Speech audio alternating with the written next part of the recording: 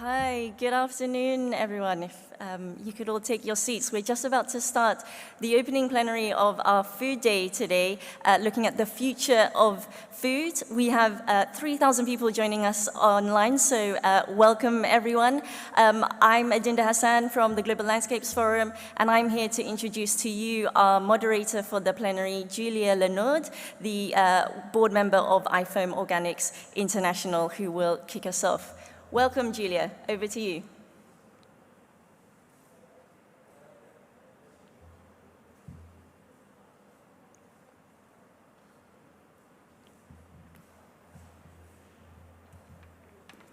We can jump right directly and start the day.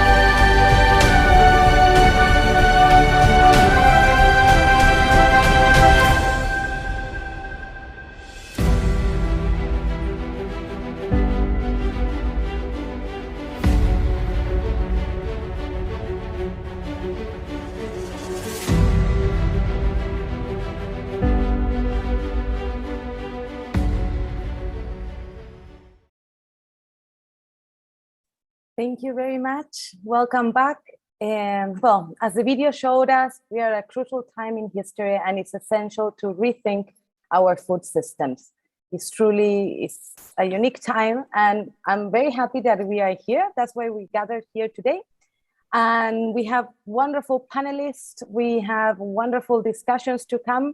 So first of all, I would like to invite our audience to join us in Slido and share with us a little bit your thoughts in 2 or 3 words of what a sustainable food system will entail.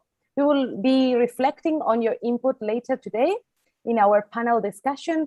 So I would like to invite all of you to join us virtually or physically, wherever you are in the world right now, to share your thoughts so we can then discuss with our wonderful panelists. I would like to jump now to our first speaker, Dr. Walter Willett. He will be kicking off the day. So Dr. Willett is professor of epidemiology and nutrition at the Harvard School of Public Health and professor of medicine at Harvard Medical School in Boston, Massachusetts. He has focused his work in studying the link between food and health. He lately has brought in the climate impact of our diets and how a sustainable and healthy diet to feed 10 billion people in 2050 will look like. He has published nearly 2,000 scientific papers and wrote several books. He's recognized worldwide as a reference in the field and has been awarded nationally and internationally for his research. Today, Dr. Willett will kick us off our plenary by sharing with us his findings and thoughts on what a sustainable diet entails, the key points of the EAT-Lancet reference diet, and how we can balance health and planetary boundaries. Dr. Willett, thank you for being with us today. The floor is yours. Thank you, Julia. Let's see. My screen sharing says I can't do that, and it says my host is disabled participant screen sharing. So maybe if someone could either put it up or let me share, that would be good. I think the team on the ground can help us now, no? Oh, great. So, but I'll start off talking a little bit. I'm going to give a brief overview of the EAT-Lancet Commission that I co-chaired with Johan Rockström. This was a group of 35 scientists that was brought together by the Wellcome Trust to look at the issue of, as you had mentioned, how could we be able to feed the world a healthy and sustainable diet by 2050? And that would mean providing this healthy and sustainable diet to about 10 billion people who will inhabit the world at that time. And can we put, maybe somebody, if there could just put up my slides, that would be good. It seems like I can't share. Oh, there I go. Okay. Good, thank you. All set. So,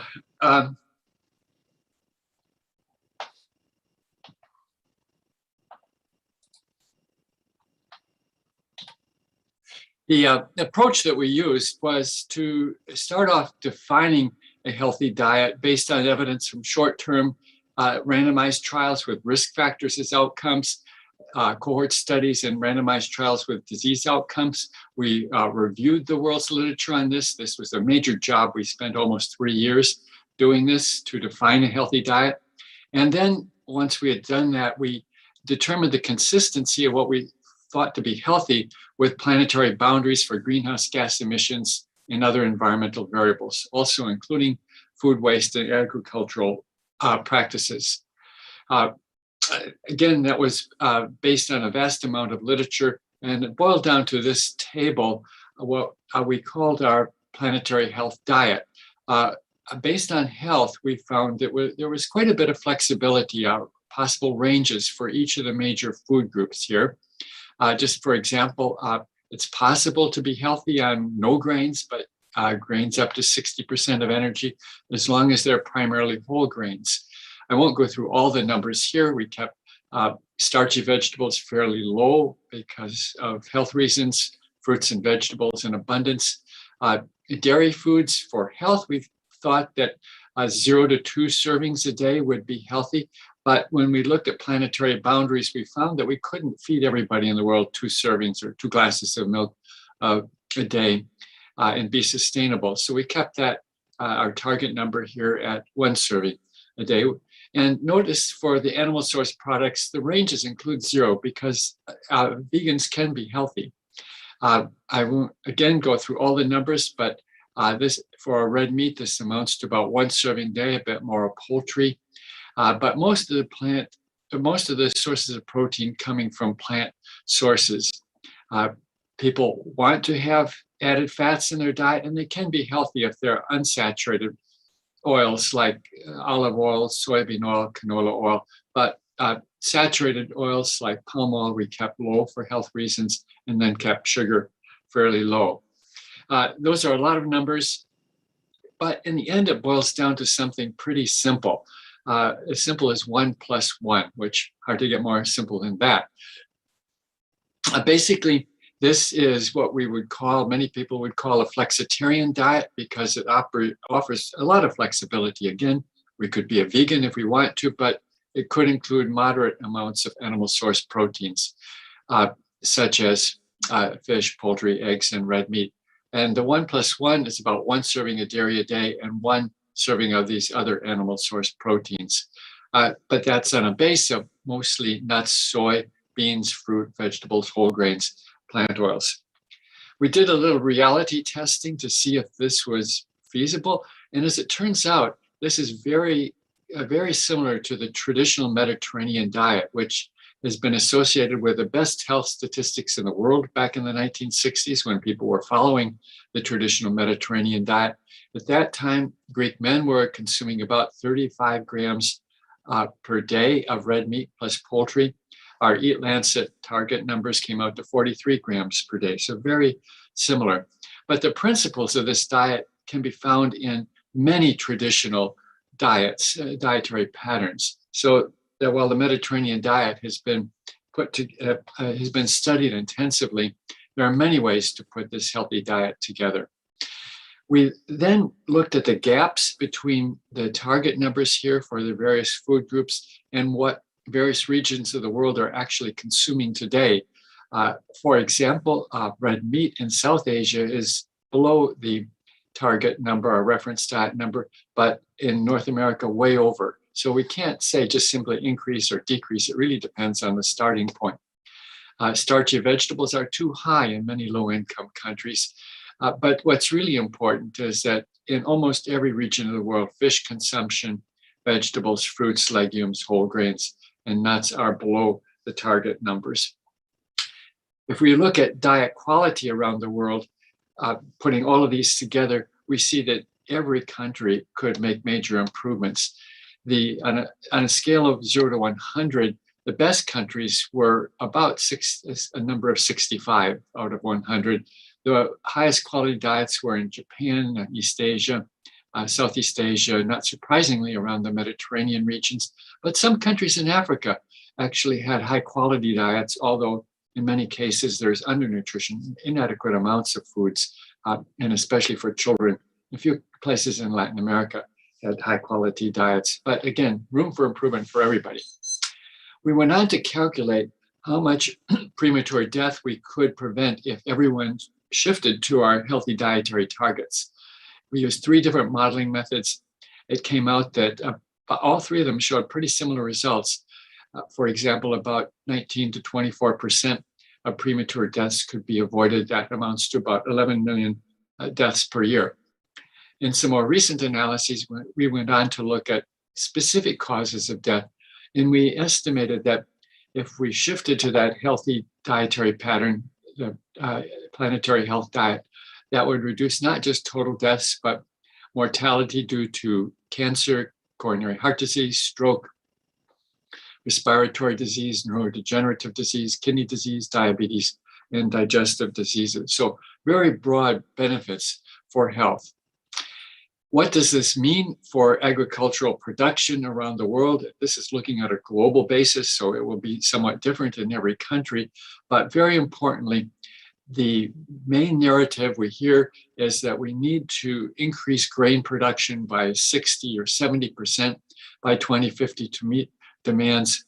But that's based on the business as usual model. If we basically look at increasing population and shifts toward more animal source protein. So those are the yellow numbers here.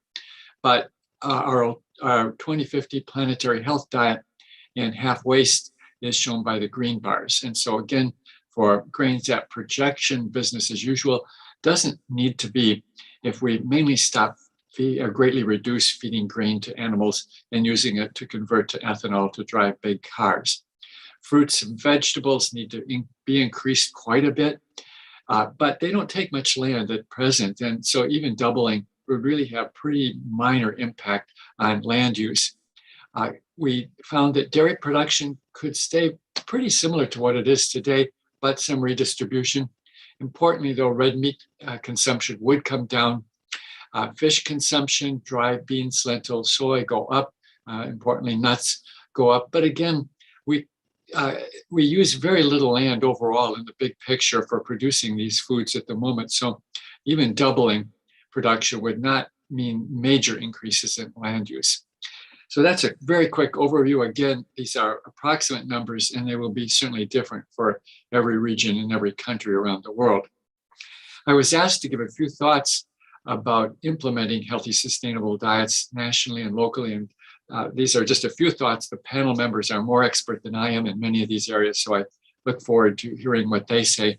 But in general, I think for a country or a region, a good place to start is with traditional diets, and most of those are being lost today. So starting with them in designing goals and preserving what's being lost is very important. But some of them need to be modified given current knowledge and alternatives. Many of them are too high in salt, and certainly in northern countries, too high in animal source proteins. Education at all levels is very important, but I think we all know that that's necessary but not sufficient. And we need policies that support availability and affordability, policies that support livelihoods of producers and sustainable production methods. And we also, it's considered, talked about less, but carbon sequestration in food systems, because the IPCC plan for achieving control of greenhouse gas emissions does assume a major role of carbon sequestration from the food systems. And we still don't know exactly how to do that. So I'll stop there and look forward to what my colleagues on the panel have to say. Thank you, Dr. Willett. That was very, very insightful. And I think it's a wonderful kickoff of our day. That is the future of food and how we will create a truly sustainable food systems across the world. And I think you brought, I want to bring some of those thoughts, summarize a bit for our panel discussion that will come now. These that we need to change our habits, no? And sometimes to change our habits is to go back to traditional diets, that we got it right at some point and we need to relearn some of those things. And this that you highlight, we need to feed approximately 10 billion people by 2050 is the estimation. And we always think, well, we will need more land for that. And that links to the day of yesterday in this conference on forests, and agriculture many times takes over forests and brings deforestation.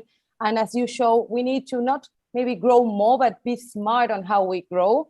And that doesn't need to bring more deforestation. So thank you very, very much, Dr. Willett.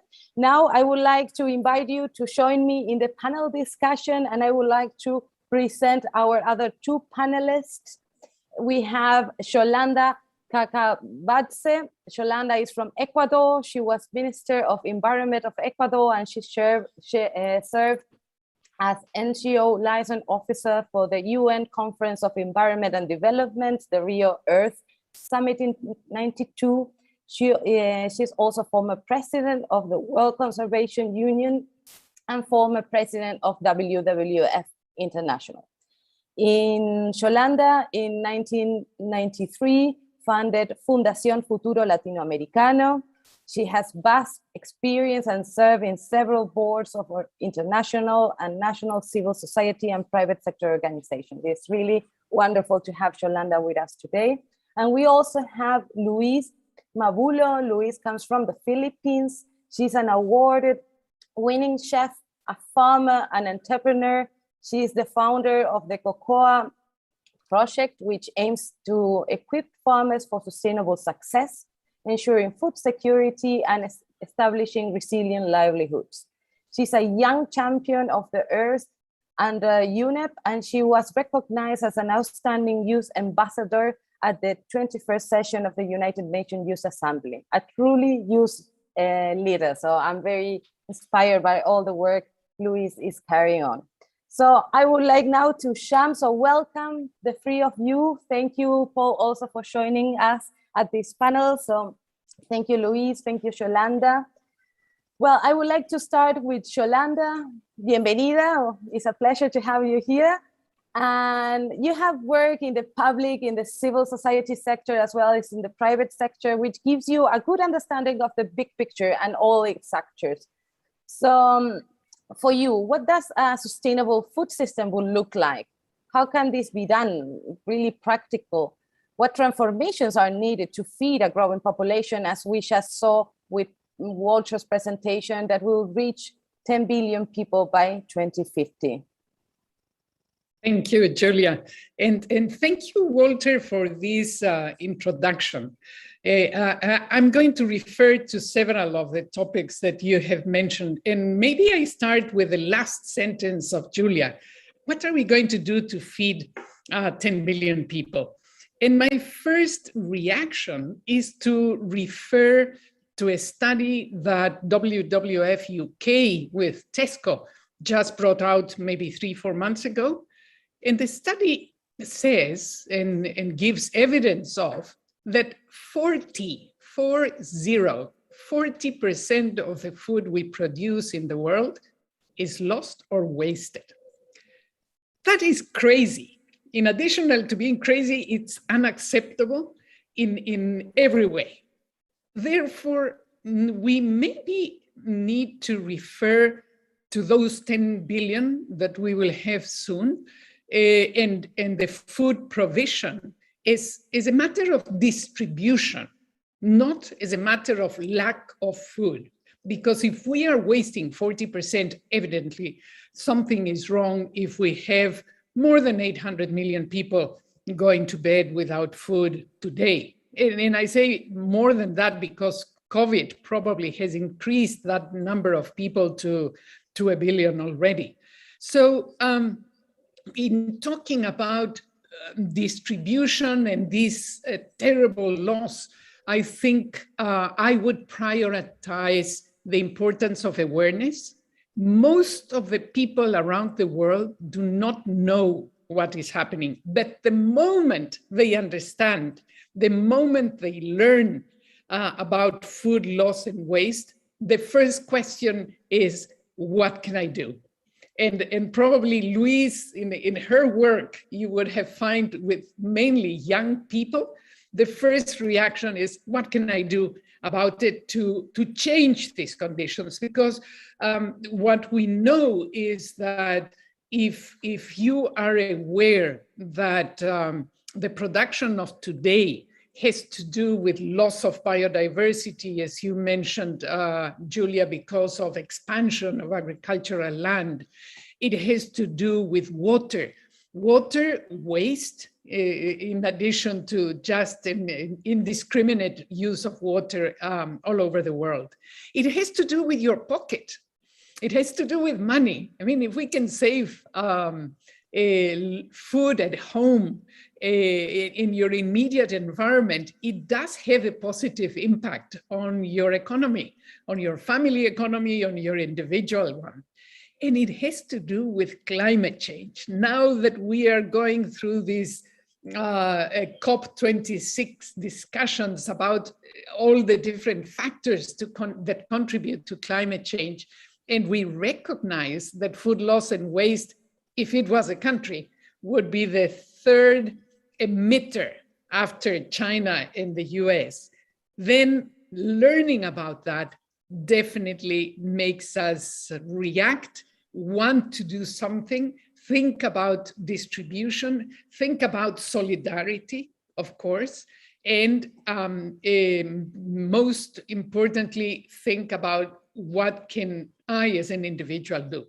And obviously, governments have a role in defining policies, in creating incentives, but so do all other citizens groups. NGOs are very powerful in what they are doing today, civil society as a whole, and the business sector.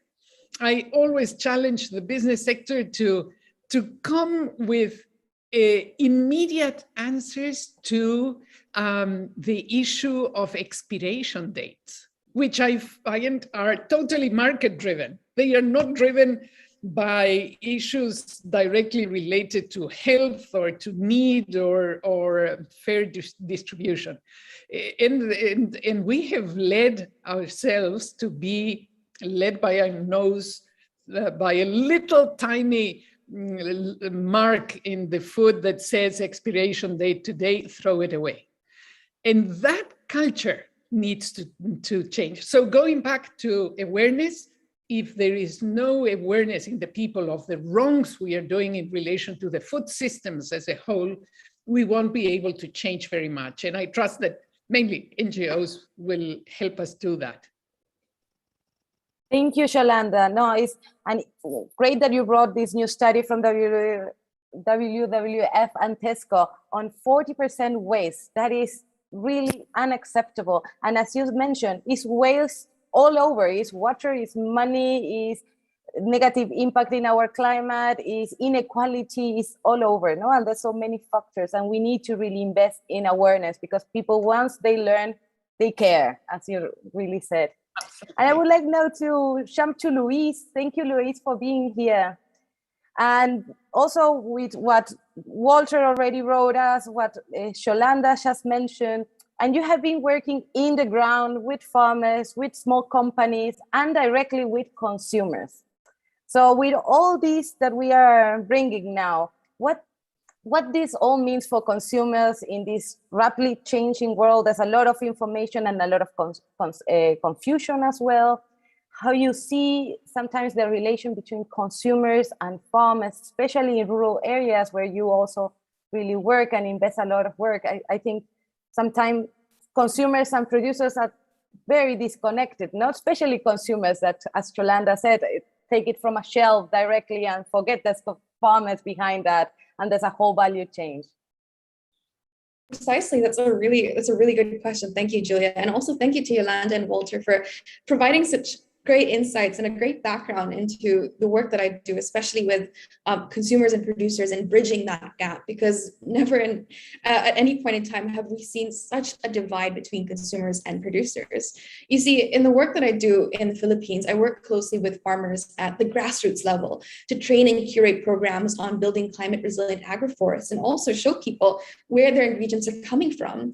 So with my work, we empower and train smallholders on regenerative farming, much like what Walter mentioned earlier on the need to educate at all levels. We teach on disaster preparedness and finances, and found ways to merge old traditional farming practices and that are passed down by our elders with modern knowledge and know-how to tailor fit our stewardship to our landscapes and really develop better climate adaptability, especially in the existing models of food systems. Because right now we see the existing models of food systems and we see it's extremely unsustainable and driven by consumerism and demand and just mass production, which is extremely unsustainable. But we want to transform these models of food systems to provide interventions from farm planning stages all the way down to post-harvest planning and consolidation and the way we market it to people to help them understand the story of what goes on behind their ingredients and what they pick up off of a shelf. Now, we also want to teach farmers to build autonomy in how they decide where their produce grows and how their practices are implemented, and be part of that mission to help regenerate our lands, especially with the ongoing COP and the need to sequester greenhouse gas emissions, as we've seen in the previous presentation. So to us, we see that the future of food is inherently intersectional with culture, with our standard of living, even with our own health and safety as a community in one of the most climate vulnerable regions in the world, here in the Philippines. And to us, intersectional food systems are tied with environmental health as much as human health. Just last year, we were hit by super typhoons that destroyed our homes and countless farmer livelihoods. And the urgency was more apparent than ever that we needed to adjust our infrastructure and production systems to become climate adaptable and resilient and communicate how these losses translate over to the market and how this impacts supply and demand. And in the pandemic, we also realized that it meant localizing and diversifying to cultivate self-sufficiency at both local and regional levels. We needed to return to the food sovereignty that our communities once had long before supply chains and even our recent lockdowns disrupted the way that we harvested food. So the future of food for us, to have sustainable food systems, means not just moving forward with just transitions and innovation and technology, which is much needed for youth interventions now, but it also means reaching back to traditional and indigenous practices when our elders lived in harmony with nature and with our landscapes, and carrying that torch over to the new generations. And it also means transparency and awareness to consumers about how ingredients are sourced, the shifting consumption patterns, the seasonality of these ingredients, and the urban and rural dynamics surrounding food. So it's also worth noting, I think, before I wrap this up, that you can't teach food systems revolutions and reforms to someone with a hungry stomach. And whether that's in a rural agricultural community or in the depths of urban food deserts, climate action, and more importantly, climate justice and food system justice and equality, needs to be accessible and equitable for all to have a real lasting reform, especially for those in the most vulnerable communities. So that's all from me. Back to you, Julia. Thank you, Louise. Thank you. I think you wrote, again, awareness, working in the connection. We need to reconnect to our roots, to the knowledge that already exists, how to spread, train people, work with them. Definitely. I see that Paul is in the room, but is not shown. I would like to ask the tech team to put him in this virtual table. We are missing him. And before we jump to, Dr. Willett's input in this panel discussion, I would like to remind the audience, we have this Lido question on, please share your 1, 2, 3 words on what a sustainable food system will entail, and would like also to invite you to feed some questions that maybe we can answer here in the panel discussion. So I would like to ask the tech team also if you can show Walter here with us. It will be wonderful, because now I would like to hear a bit what he thinks about all these issues Yolanda and Luis have raised: food waste awareness, reconnecting to traditional diets that I think you already brought, the knowledge of indigenous communities, the knowledge of our ancestors, and how we bring it back into this modern world where somehow we are very disconnected and very connected at the same time as we are now with Zoom. Yes, thank you. It was really very informative to hear what Yolanda and Luis had to say. And I think one message that comes through loud and clear is that there's no single solution to this. Changes need to happen at every level, from individual choices to macro policies at the national and even and global level. But that also means that almost everybody can play an important role here. Certainly the food loss and waste is very important. And that's very different in different scenarios. In Africa, where I did live and work for some years, there's very little waste once the food gets into the home, it gets consumed. That's in contrast to America, where much of the food that's coming into a home is wasted. In fact, we're even teaching people to waste food. We tell them to cut all the fat as much as they can off of the meat. Well, that creation of that fat took huge inputs of energy,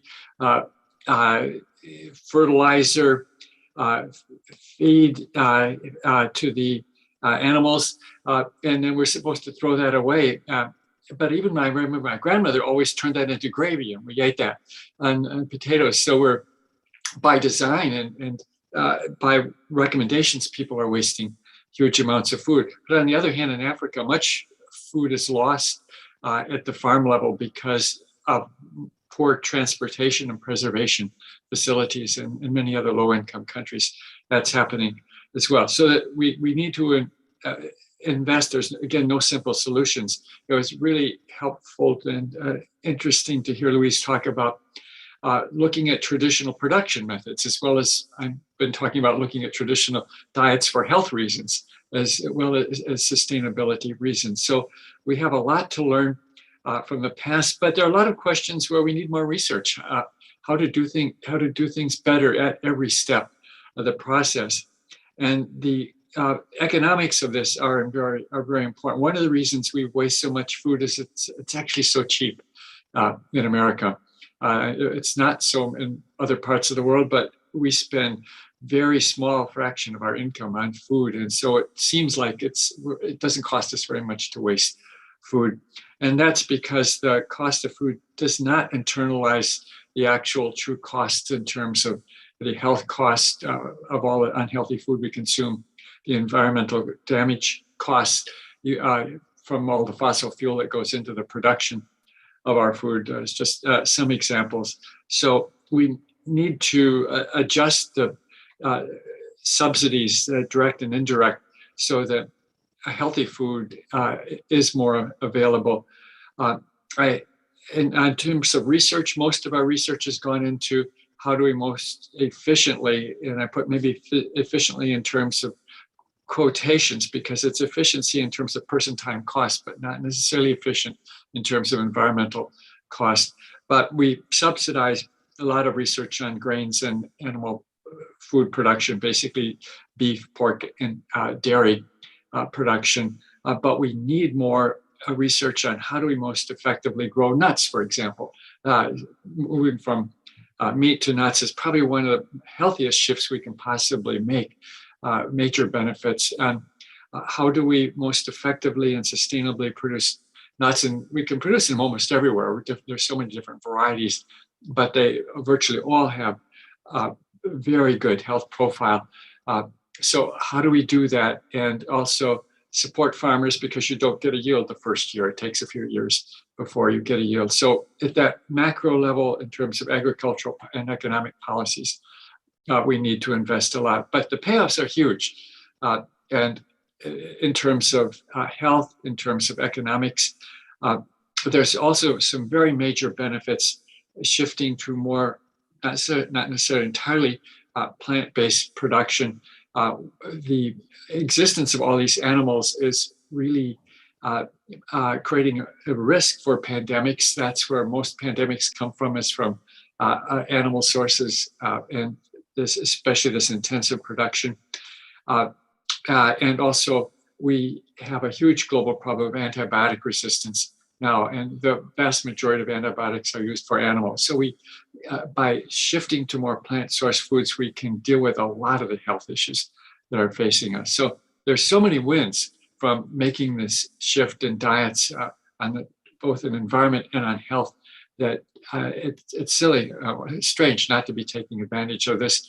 And one of the great things about the global connections we have is that many cultures have learned to produce wonderful, tasty, enjoyable foods that we're learning about now, and we can take advantage of that. People like variety. People are adventuresome, and taking advantage of what's been learned in Asia, South America, Africa really can improve enjoyment and well-being at the same time. Thank you, Walter. I think you brought also, you keep on bringing more interesting topics, also like true cost, or I like to say full cost, because really to think of all the factors and also all the subsidies, hidden subsidies that are in place, really we need to work on that. And food is too cheap because it doesn't reflect all the efforts, as Luis mentioned, all the efforts behind all the trainings and the potential loss with the typhoons. Now with climate change, farmers will face more and more threats. So it's really something we need to start to discuss. And as you say, it's strange why we are not really jumping and shifting our food systems and really understanding and diversifying and adapting to the realities across the world and the different potentials and opportunities we have in the different landscapes. So this was our first round on this wonderful panel we have. I would like to see now if we have the results from the Slido question, sorry. Always tricky, that word. I always misspell it. So maybe the tech team could show us in the big screen what are the biggest words our audience thought of what will entail to really transform our food systems and go to a sustainable food system. And we also are receiving some questions from the audience. I'm sorry, we have too many channels of communication. So we now see in the cloud that local food, something that Luis mentioned several times, agroecology, as Walter also mentioned, we need to really rethink the practices, how we make it. We need to have nutritious and healthy diets. And we need community farming, this of really reconnecting to farming. Maybe we can all have in our balcony, inside our house, at least some herbs, a bit of tomato, and that will value also and bring this full cost of what it means to grow one tomato and have that salad and the taste that it will have, the nutritious value it will have. We also have a question from the audience, from Carito Gandes. Is regenerative agriculture an option to transform our food system? So based on this question from the audience, based on the cloud, the word cloud we just saw that also was fed by the audience, I would like to now go through all of you again. We have like 1 minute to close because we are running out of time, and we still have Paul Pullman that will close our session today. So maybe one closing word, maybe Luis, we jump to you. Absolutely. I think based on everything I've seen, it's quite reassuring to see that people have better awareness of how our food systems are functioning. And based on that question, absolutely, regenerative agriculture is needed if we're going to have a decade of ecosystems restoration. It's well noting that, our world is required to have 70% more food by 2050. On the flip side, we're also required to have, we're also going to have global soil degradation in 60 years, which will make us struggle to have harvests. And we need to have new ways to innovate that our agriculture will mitigate biodiversity loss, mitigate deforestation, and work with our environment. And I think that it's really important, first of all, to have more young people working on this to help innovate, but also to bring back traditional practices, as we mentioned so much throughout this panel. And I think it's really important to have better transparency and just really justice, as we've seen in the word cloud, throughout our food system. So that's, I think, a closing word from me. Thank you, Luis. And maybe Walter, Yolanda, we have like 1 minute. We need to be very quick. So 1-2 words of closing. Yeah. Yolanda, Thank please. you, Julia. Julia, probably a topic that we haven't mentioned yet, which is the importance of seafood. We usually tend to think about food loss and waste and provisions and whatever, but we leave fish food aside. And there are already fascinating experiences about drying fish. And dried fish improves the economy of the family who is dealing with that part of the market. And maybe we should be talking more about that and promoting that option, because seafood is lost too much. Over. Thank you, Yolanda. Dr. Willett?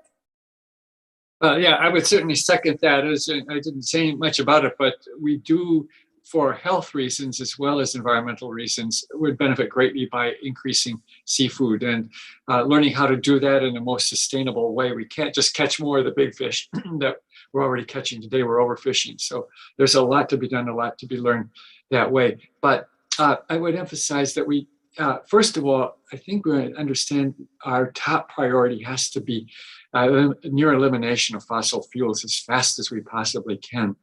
But and we need to support that in every way we can. But shifts in our food system, our food consumption are also a necessary part of the solution.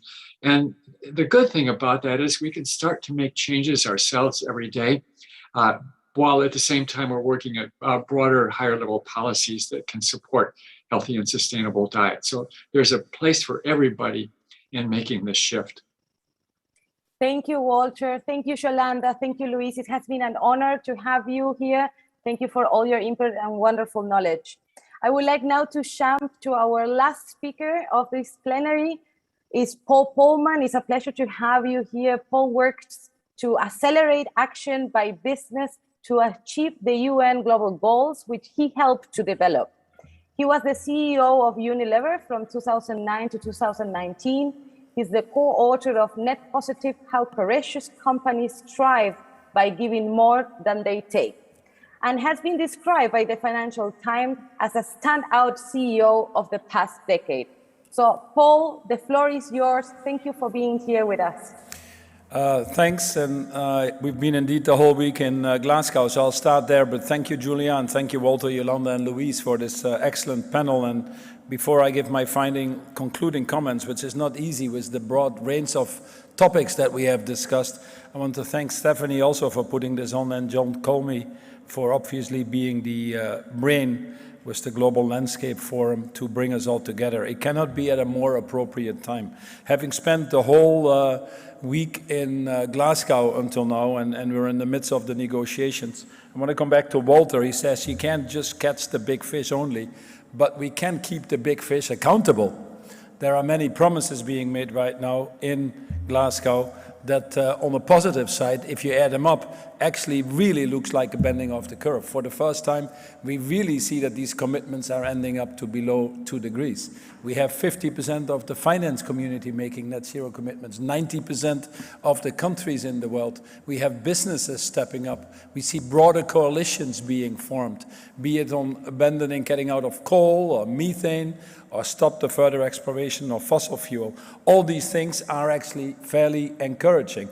But it's not that we can live by walking the walk. We now have to be sure that people walk the talk. And this is really what is going on now. Undoubtedly, it will be a little bit more difficult in the next few days as the negotiations take place and people start to argue about the dots and the commas and the exclamation marks.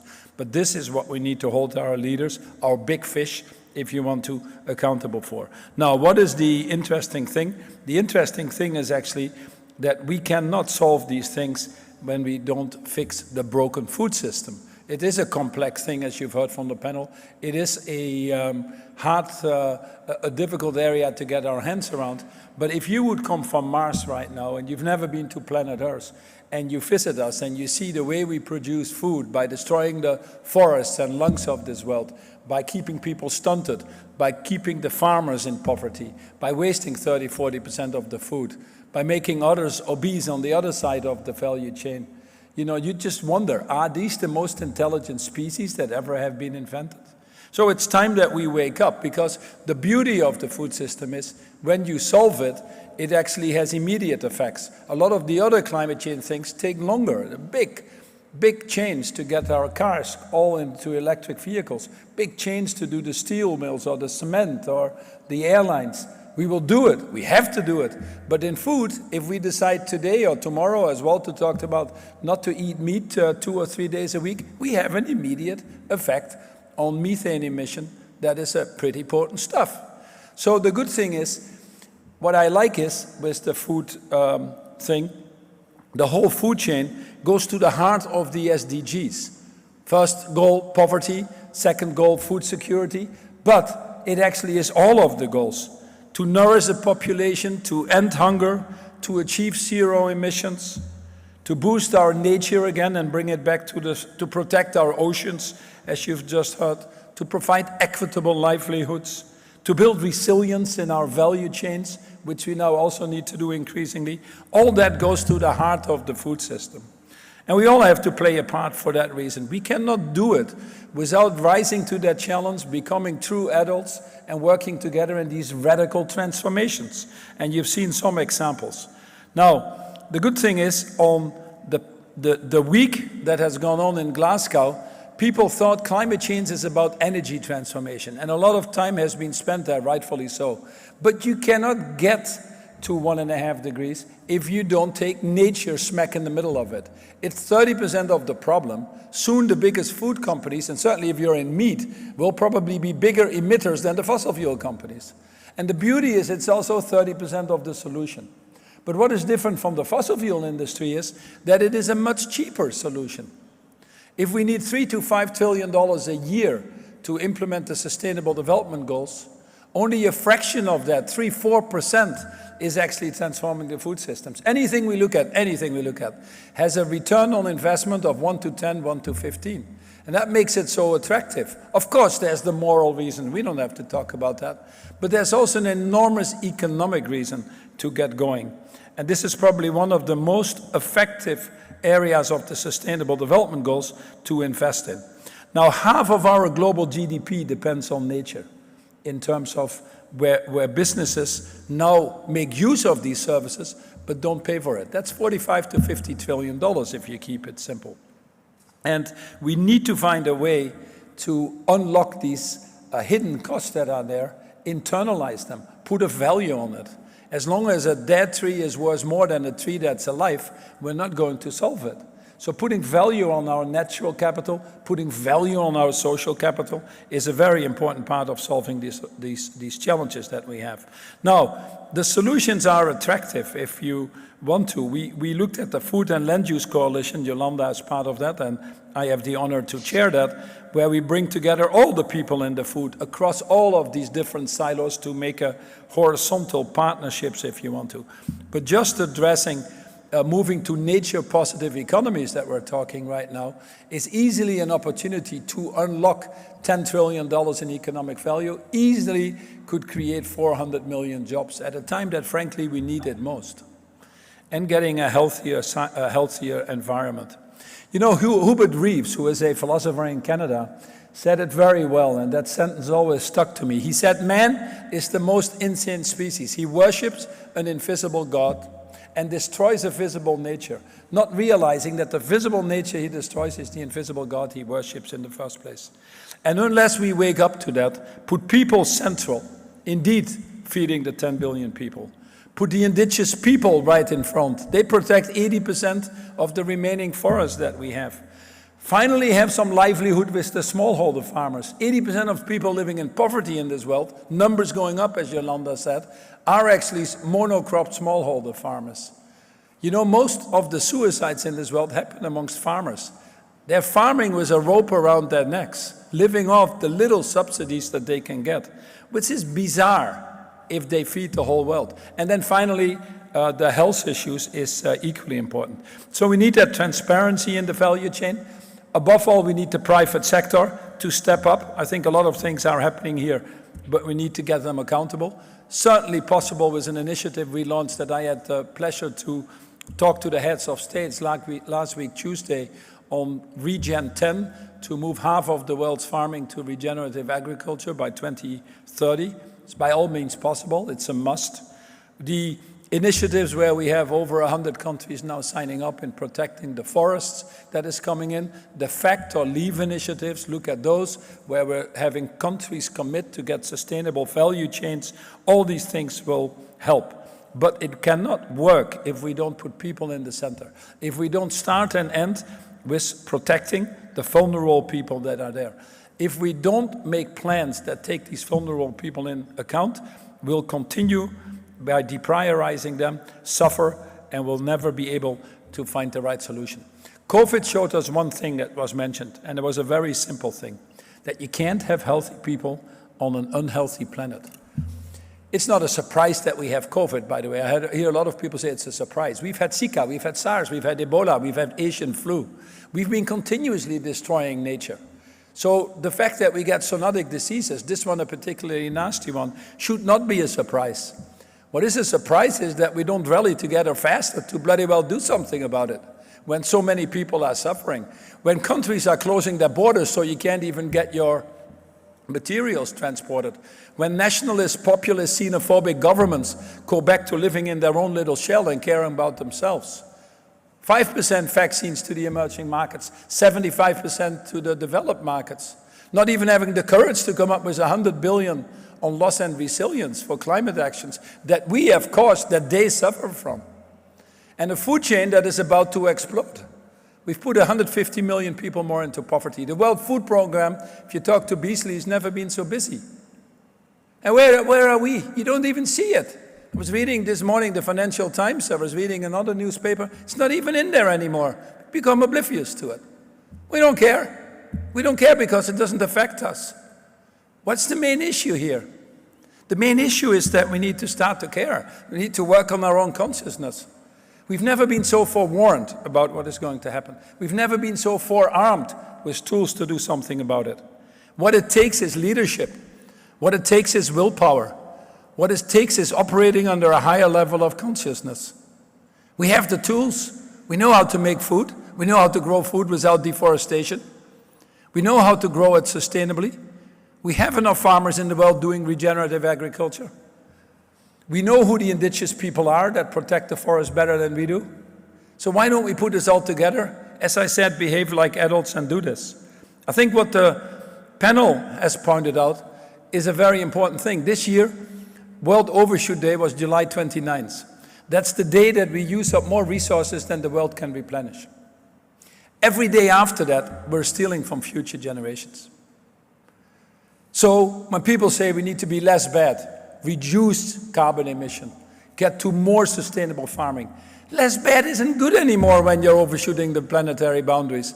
I was murdering 10 people, now I'm murdering 5 people. Am I a better murderer? Then people say, okay, I understand it. Stop hitting me. I'm going to be sustainable. Sustainable is neither good nor bad. That's not good enough anymore either. We can't afford to say I'm going to increase more emissions because I'm buying offsets there, so I'm neutral. I'll let the people suffer who live next to the coal mine and the railroad tracks, and I plant a few trees where nobody is. It's not going to work. We need to start thinking regenerative, restorative, reparative. And that is what I call net positive. How companies thrive by giving more than they take. How companies need to take responsibility of that total handprint in society. All consequences, intended or not. How we make profits from improving the state of the world, not making it worse. So as we get to the food system, it is about collaboration. It is about getting rid of these perverse subsidies that we have. You know what is absolutely locura in Spanish? Crazy. Can't even find the English word right now. Is that the government subsidized this crazy food system to the tune of about $1 trillion a year. They're actually actively stimulating it. So let's start to get rid of these subsidies. Let's start to take that money and put it where it belongs. To the farmers, to converting, to taking that risk, to protecting the forests. So we can do it. I think we're on the crux of discovering that it's the last moment we have to do it. So the priorities that come out of the panel that I quickly wrote down was first and foremost to boost nature-positive production and to reduce the climate impact. Secondly, to be sure that we advance this equitable livelihood that was talked about. Thirdly, that we build resilience to the shocks that we undoubtedly will get, that we protect the vulnerable in this whole story. And finally, that we find with the governments, the partnerships that help us on the means of implementation, where we get rid of the perverse subsidies or the wrong rules, laws and regulations, if you want to, and where we put the right ones in place at the heart of the NDCs. And that needs a lot of public and private investment. It is ridiculous that we are 30% of the solution and only have a few percent of the spending against that. So we need to put more money against it. We need to be sure that in all of the NDCs, we have the food, agriculture, and land use systems. We need to commit that we have this nature positive situation by 2030. Halting nature loss, reversing it as of 2030 should be the minimum.